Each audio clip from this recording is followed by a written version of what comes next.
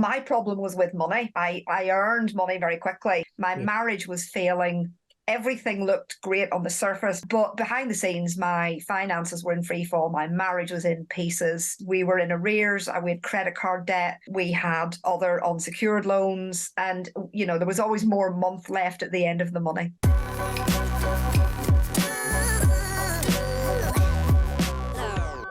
Hey guys, welcome back to the channel. Thanks again for joining us and another episode of Prolific People. I'm joined with Trish McGirr today, and boy oh boy, we've got a great one today, full of value. Trish, I've wrote some notes down here because she's quite the entrepreneur.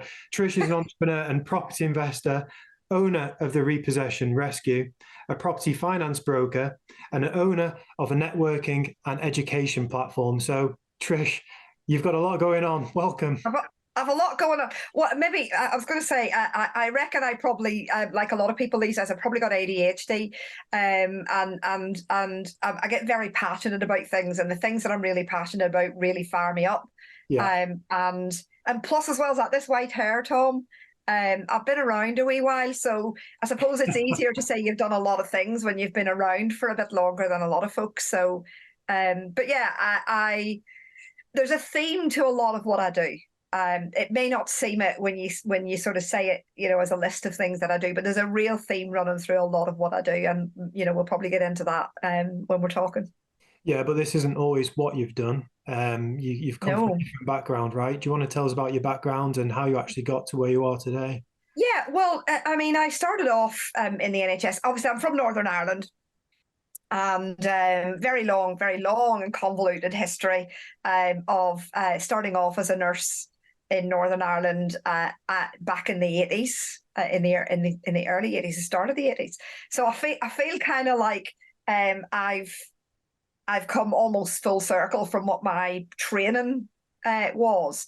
But again, having started off in the NHS, I specialised very early on in my career, and my apologies for the lighting on this thing, but it is what it is. This is live, isn't it? So I started off specialising early on in my career in mental health and addictions.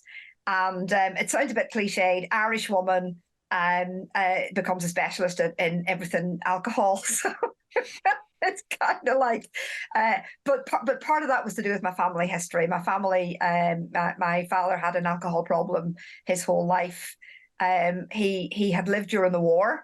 I'm sure if he would be diagnosed with post-traumatic stress disorder, if that had existed in the day, and I was always fascinated by people.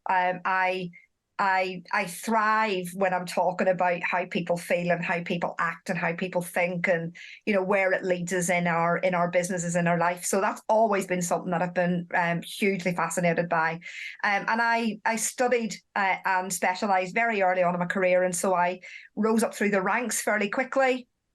For someone my age, and being a woman as well, that was fairly unusual in the NHS. I ended up in England. And where, as I say, I became a specialist nurse and manager for mental health services throughout the northwest of England. So we had at one time, I think we had 21 individual drug and alcohol teams. And I was one of the nurse specialists that kind of looked after all of that region. Wow. So you were doing well for yourself even then, before you got into entrepreneurship. Yeah, and being coming into being an entrepreneur, I had no idea. I mean, sometimes I still say I've still an awful lot to learn. I had no idea about business. Obviously, I trained for a career. Everybody says, you've got a career for life. And I don't think that anybody these days really has a career for life. No, I think I'd agree with the that. world has changed. Yeah. But in fairness, what happened is the NHS was changing rapidly. Lots of politics, there still is.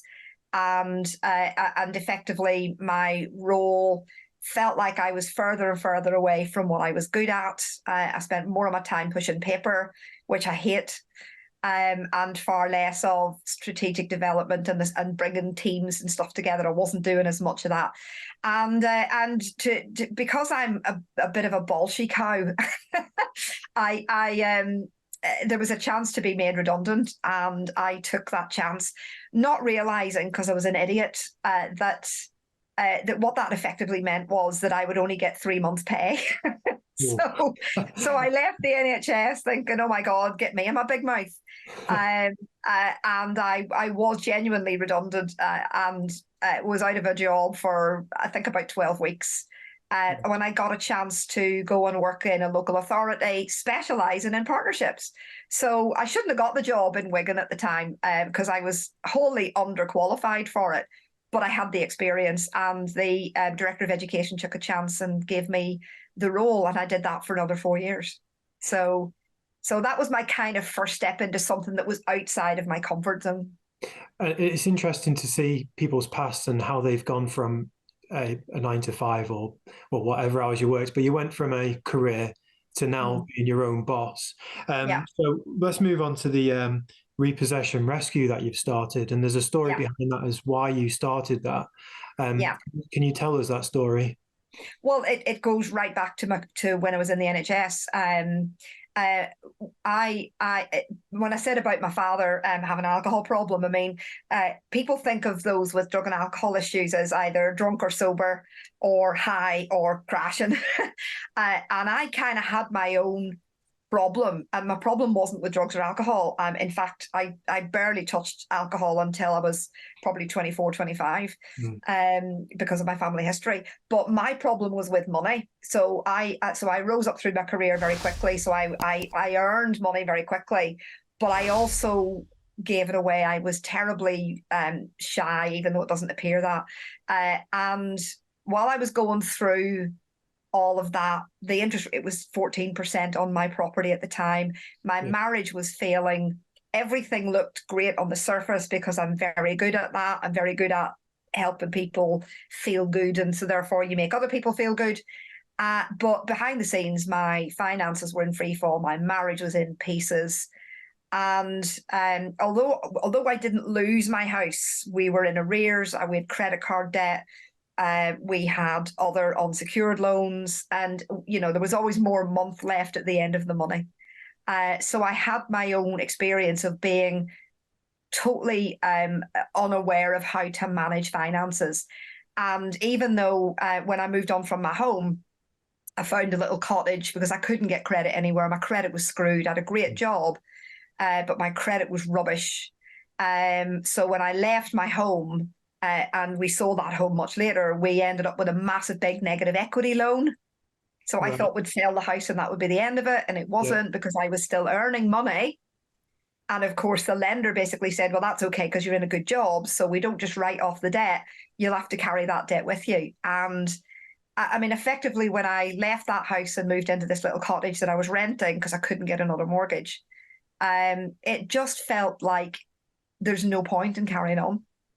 And on a night when it was just too much, I tried to take my own life.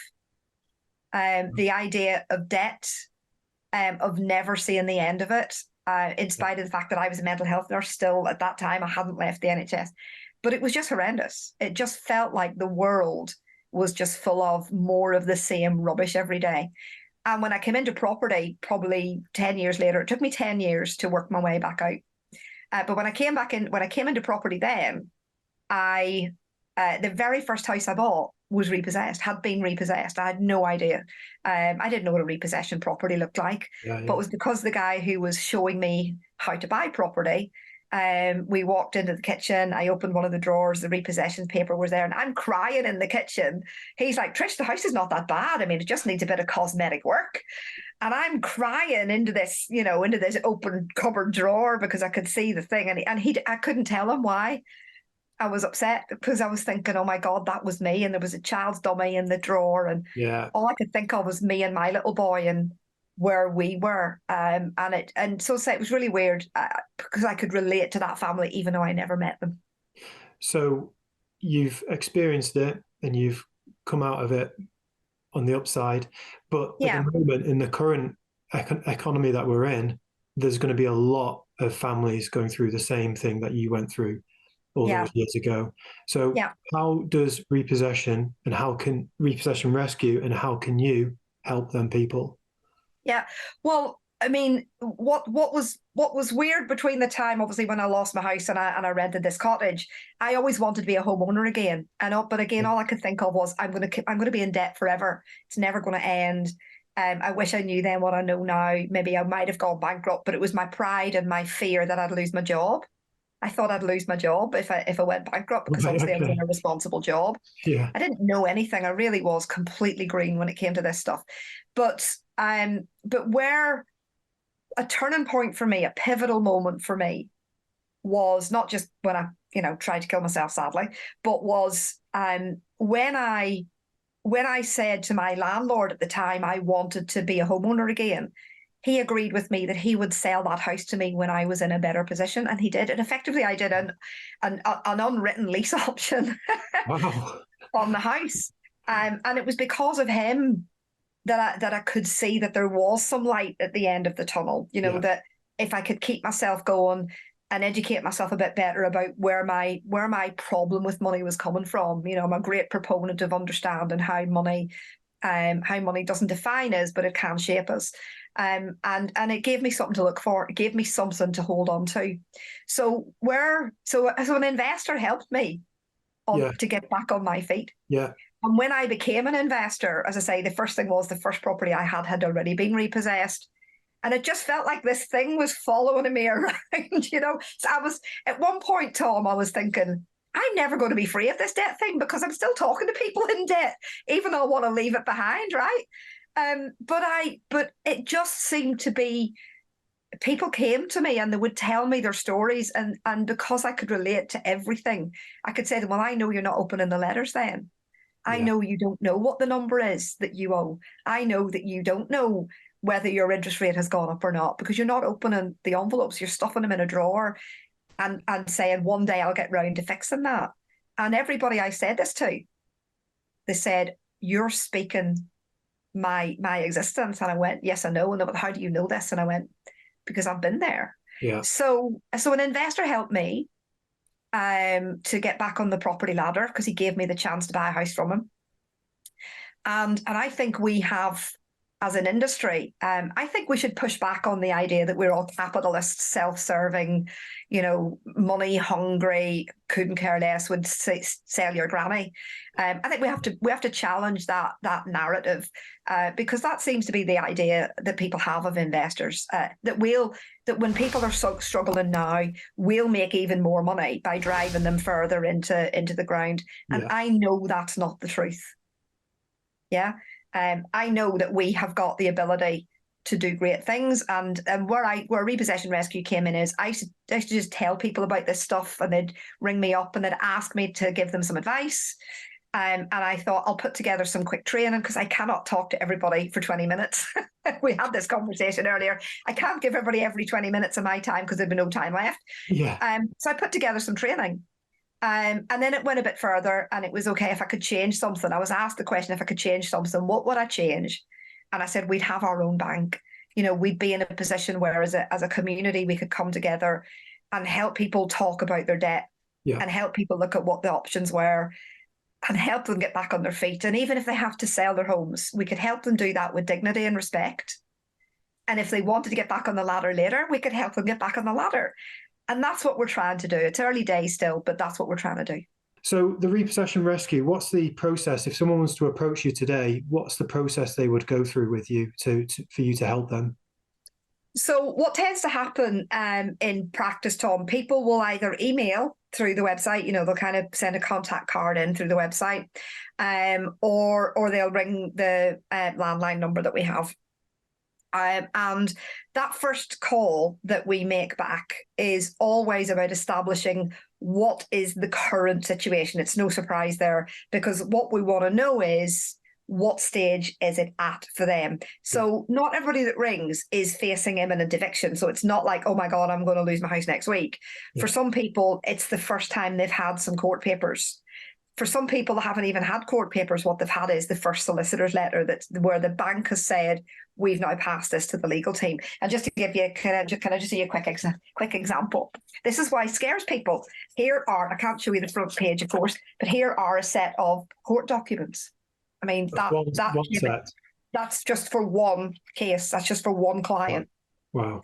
And this has come in from, again, I can't show the thing, but this is coming from the solicitors, and it's basically said legal action has started. So it's scared the life out of the person, because look how many pages is in it. It's like, oh my God, it looks really serious.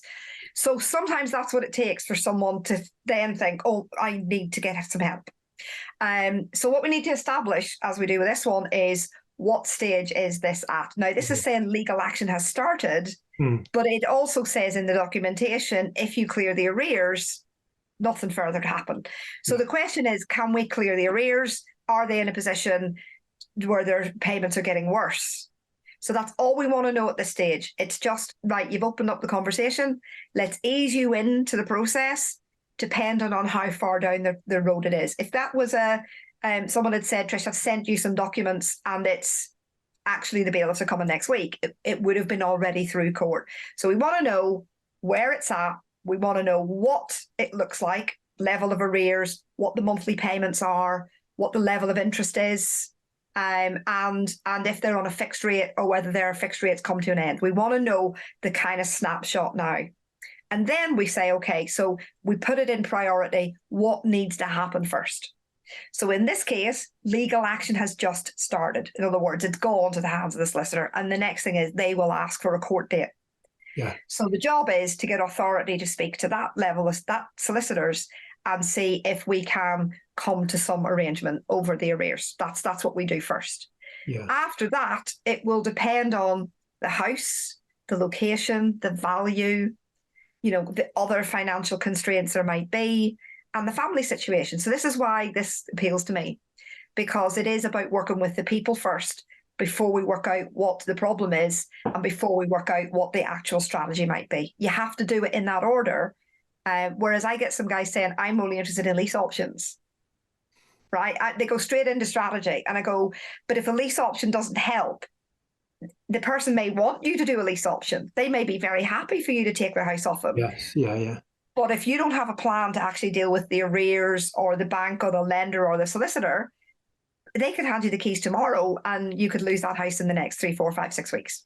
Yeah. Right. So we don't go strategy first. We go people and we go what the situation is, and then we work out what the strategy is afterwards.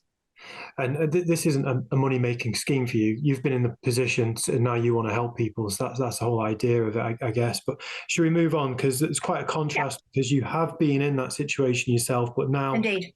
You have turned it around, and other people in that situation now, I mean, they probably think that's it, the world's over, but you can turn it around, and you were evidence of that because now you are an entrepreneur and property investor. So what does your property investing look like for you now? I mean, mainly buy-to-lets. So again, and funny, we're talking about options. I have some properties where we have rescued the seller from losing the property to enable them to move on. And I say, if I can help them move on and move out with dignity and with compassion, then even if I can fix the situation and it means I need to hold on to the property for another 2 or 3 or 4 years, and I can put the payments back on track. Number one, it means that family can get to go and move somewhere else, and their credit begins to repair from that moment on, because their payments are back on track. So it puts them in a better position to get credit in the future and build their credit worthiness back up.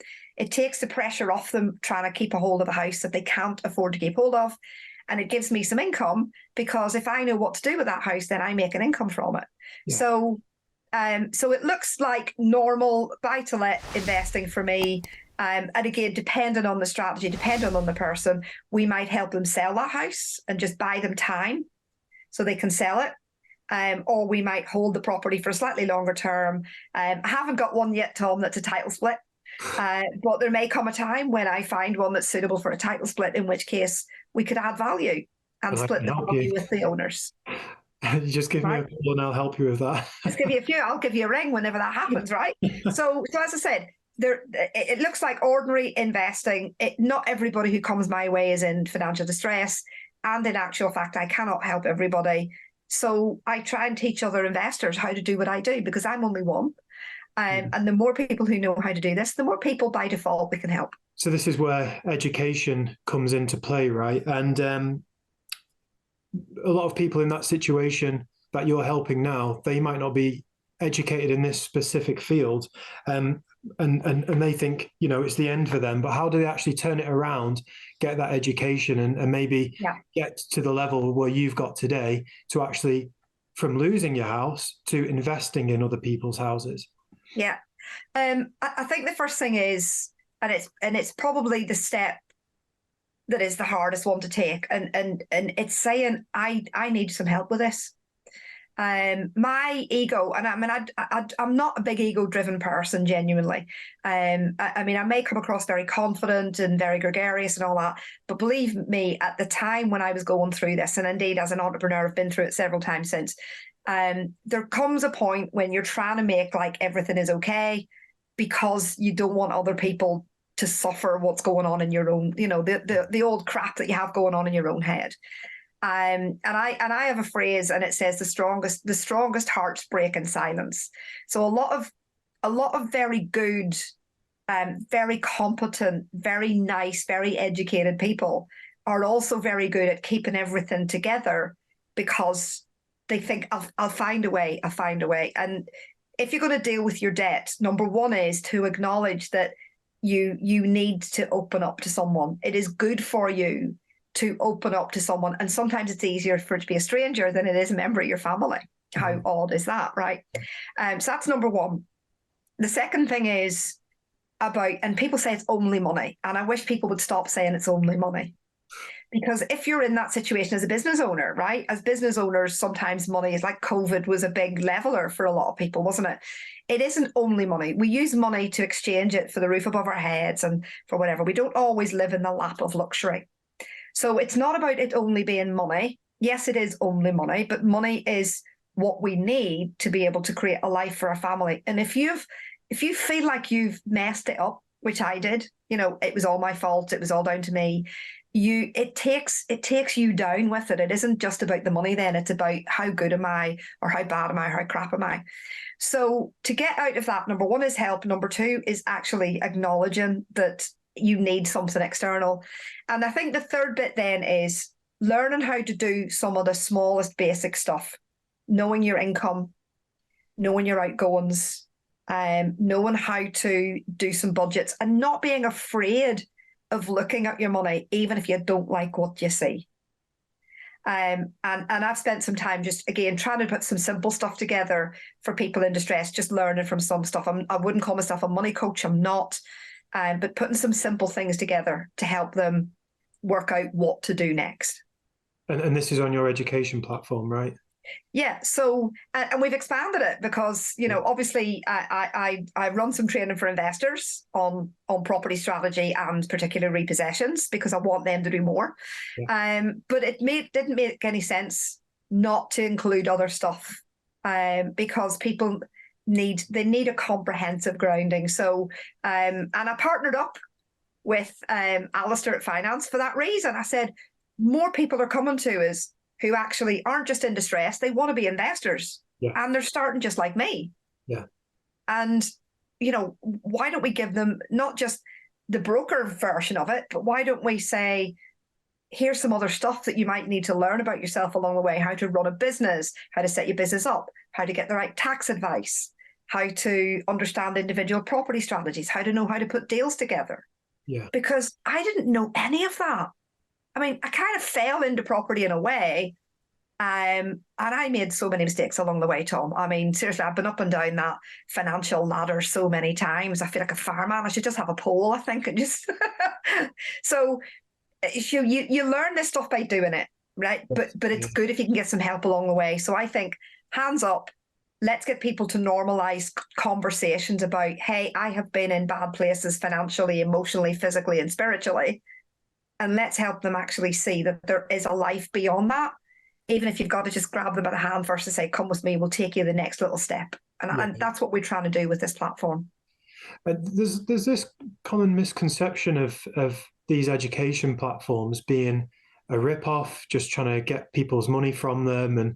But that's not what you want to perceive yourself as and what you want to do, right? You want to be doing more than that and giving them that further advice and hold it, like you say, hold in the hand. Yeah. Well, again, it's very easy to teach strategy, right? I mean, we can teach title splitting, we can teach lease options. I mean, I teach pretty much three subjects, if you include repossessions as a subject. Yeah. I teach assisted sales, I teach options and creative strategies, and I teach alongside that the kind of repossession stuff.